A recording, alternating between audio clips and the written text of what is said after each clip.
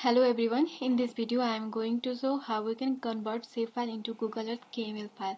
For that we have to add that Shapefile. I have added the Shapefile of Kathmandu district.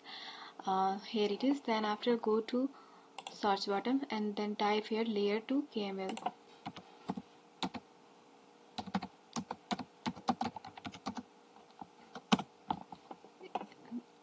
It is here.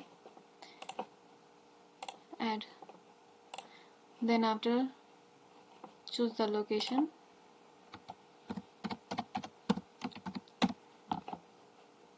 Okay. Then after okay.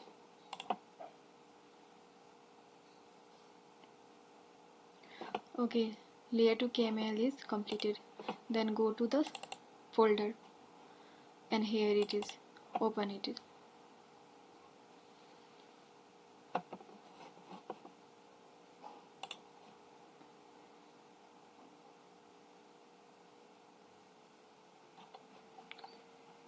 In this way we can prepare.